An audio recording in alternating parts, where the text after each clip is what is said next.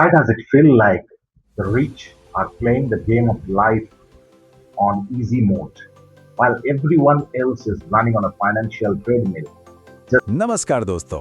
आज के इस खास विश्लेषण में हम कुछ ऐसे कड़वे लेकिन बहुत जरूरी सच डिकोड करने वाले हैं जो सीधे तौर पर हमारी और आपकी जेब से जुड़े हैं, खासकर हमारे भारतीय मध्यम वर्ग के लिए जो दिन रात मेहनत तो करता है लेकिन फिर भी वेल्थ क्रिएशन की रेस में अक्सर पीछे रह जाता है।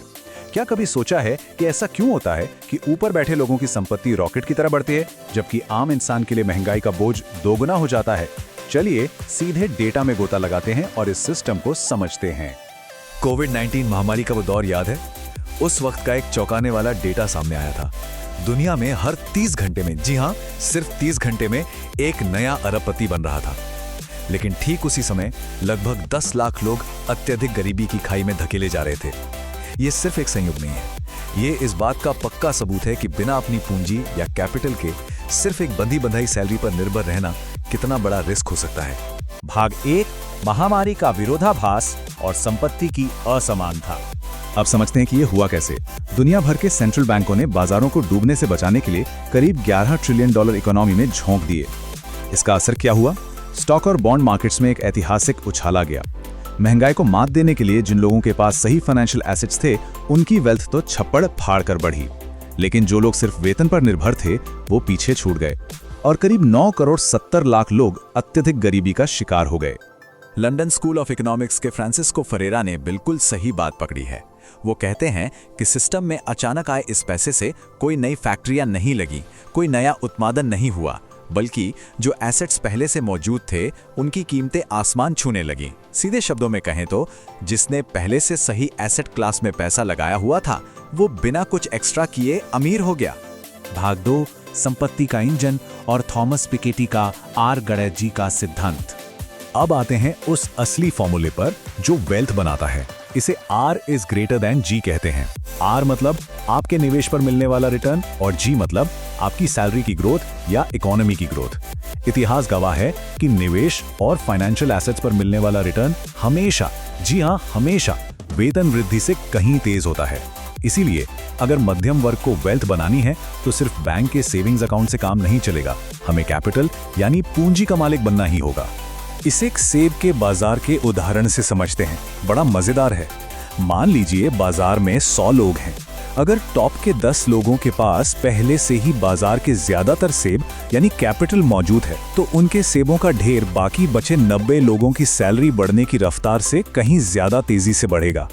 कंपाउंडिंग का जादू ही कुछ ऐसा है कि पूंजी अपने आप पैसा खींचती है, जो आम आदमी के सैलरी इंक्रीमेंट को बहुत पीछे छोड़ देता है। और ये कोई किताबी बात नहीं है। नॉर्वे का ये माइक्रो डेटा देखिए।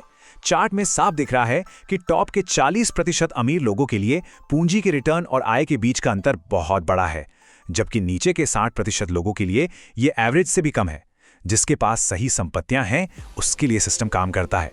इसीलिए कहते हैं सिर्फ पैसा कमाना काफी नहीं, उसे सही जगह काम पर लगाना भी आना चाहिए। भाग 3, गरीबी का प्रीमियम और गरीब होने की कीमत।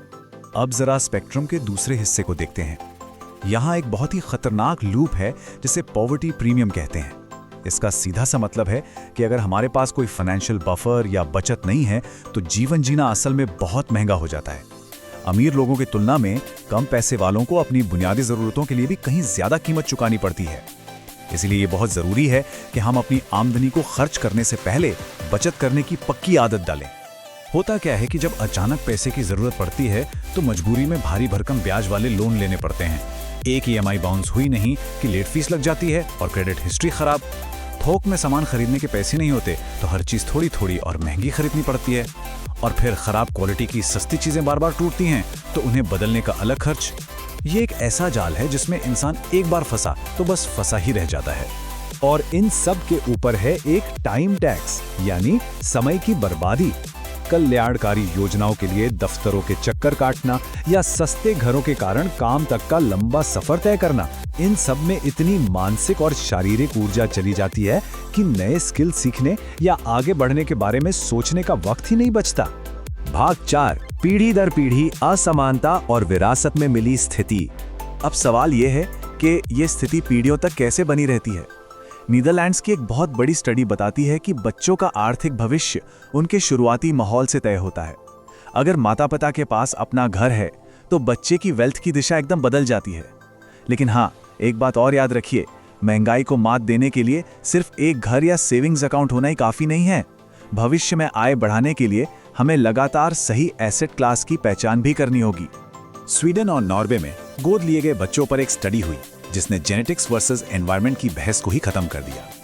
इस स्टडी ने साबित कर दिया कि अमीर बनने का कोई डीएनए नहीं होता।